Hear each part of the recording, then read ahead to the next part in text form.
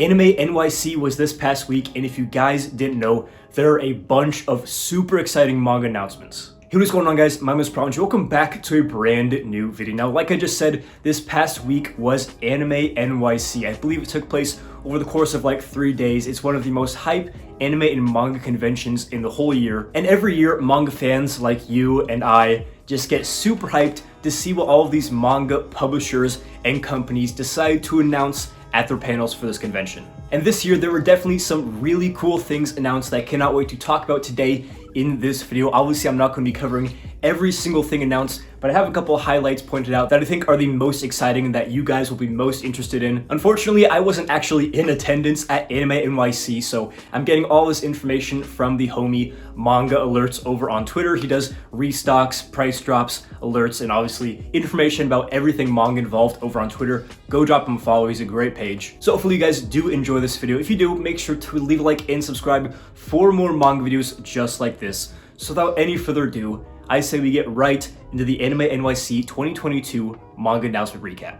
So basically what I'm going to do for this video is split it up into 4 parts for the 4 publishers that we're going to be talking about today, that being Denpa, Yen Press, Dark Horse, and Kodansha. Again, there are a lot of other announcements and panels for things like anime and some independent publishers, but we're going to be talking about the big ones that I think you and I are going to be most interested in. So starting off with Denpa, the first thing they showed off that I think was pretty cool was the final volume of Inside Mari. This is of course a manga series by Shuzo Oshimi. They showed off volume 9, which is going to be the final volume in the series. One thing that I really like about Shuzo Oshimi is that his series are usually pretty quick reads, and generally they're pretty short in length, as is the case with Inside Mari, so I definitely need to get on this one, especially because the final volume is coming out later this year. Another cool thing that Denpa showed off was volume 1 of Under Ninja. Now, some of you guys may not have heard of this manga series, but there's been a little bit of a buzz surrounding it, especially because there's recently an anime adaptation that was announced for next year. But I'm anticipating this series to be really fun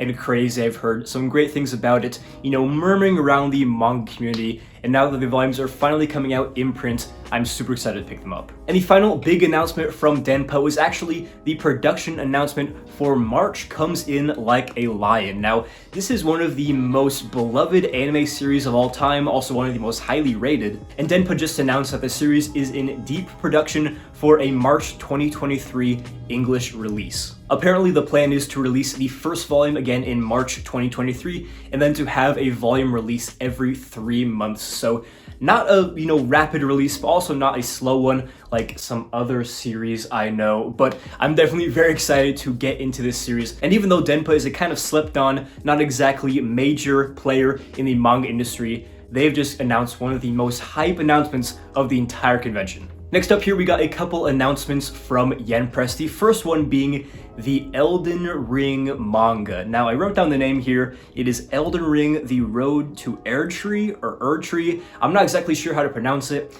I don't have a PS5, so sadly, I haven't played Elden Ring, and I typically don't really pick up video game manga, but I'm sure there are going to be some of you guys who might be interested in picking this one up. Next up from Yen Press, we got a couple announcements for the Higurashi series, the first one being that all backstock volumes are now back in stock. If you guys didn't know, a lot of these series, or a lot of these volumes for the Higurashi series and the Yumeniko series have been very, very out of print for the last couple of years, but they are finally, for the most part, back in stock. I mean, this completed series was going from anywhere from like $1,000 to multiple thousands of dollars for the whole thing, so it's great news that fans of the series can finally get their hands on these previously very elusive manga volumes. The other Higurashi announcement is that Higurashi When They Cry Go got an announcement for a release, so this very long-running series will just have even more volumes for fans to collect. The final big announcement for Yen Press is that Toilet Bound Hanako-kun actually got a box set announcement, and this is no ordinary box set. It's the first 10 volumes,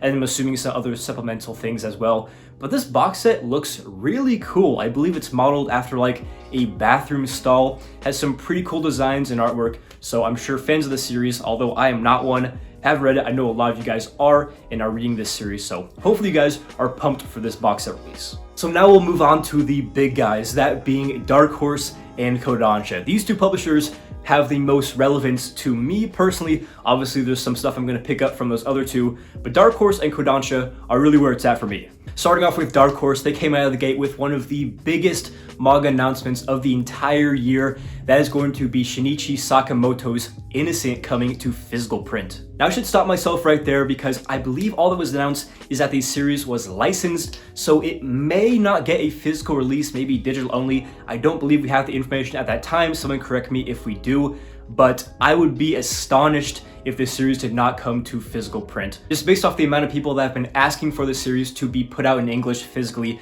and the hype that this announcement garnered on places like Twitter and other social media, it would be foolish for Dark Horse not to put this in physical print, and I for one am all for it. This series has some of the best, most realistic artwork that Sakamoto is known for. I'll put some pictures up on the screen. Yeah, just absolutely wonderful. It would be a shame if I had to read this series on my phone and not in a book in hand, so praying to the manga gods, please don't let Dark Horse fumble this bag. Another really cool thing that was announced from Dark Horse is that the Lone Wolf and Cub Gallery Edition is actually coming back in print. Now, if you guys don't know what this is, it's basically this really nice deluxe, very big hardcover that has a lot of compositional artwork and a lot of notes about the manga and the translation and all this other stuff for diehard fans of the series. You guys know I love Lone Wolf and Cub, and I'm not sure if I'm going to pick this up yet because I'm guessing it will be very expensive. But potentially the even more exciting part of this announcement is that it's clear Dark Horse hasn't forgot about Lone Wolf and Cub. You know, they're putting stuff in print for fans of the series,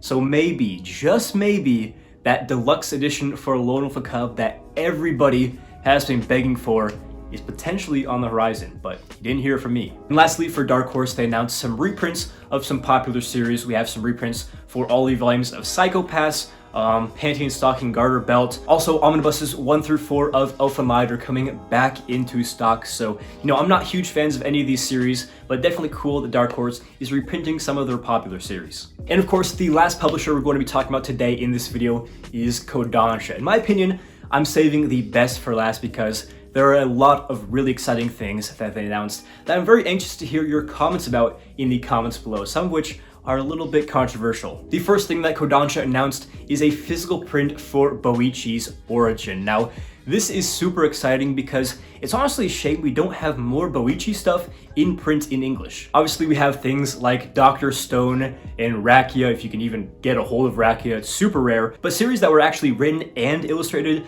by Boichi, not just art such as Sunken Rock, Hotel, and now Origin, have been so long overdue for English physical releases. He's one of the best manga artists of all time, and he has some pretty insane stories as well, so I, for one, am super excited for this. I know a lot of other manga readers are just absolutely loving this announcement and are ecstatic to get some Boichi in English in print. Kodansha also announced that Magic Knight Rayearth by the manga legend Clamp is coming to English physical print. Now, I believe the series is only 3 volumes, so I'm assuming this will be in omnibus format. As we know, Kodansha has really been pushing those omnibuses lately, so I'm assuming it'll be in omnibus, but I'm also super excited for this one. The more Clamp we get, the better, and I, for one, definitely plan on picking this one up. They also announced a manga box set for Blue Period. Now, this box set is said to have the first 6 volumes as well as a supplemental booklet and artwork. I'm not sure if that means like inserts or is the artwork on the box itself.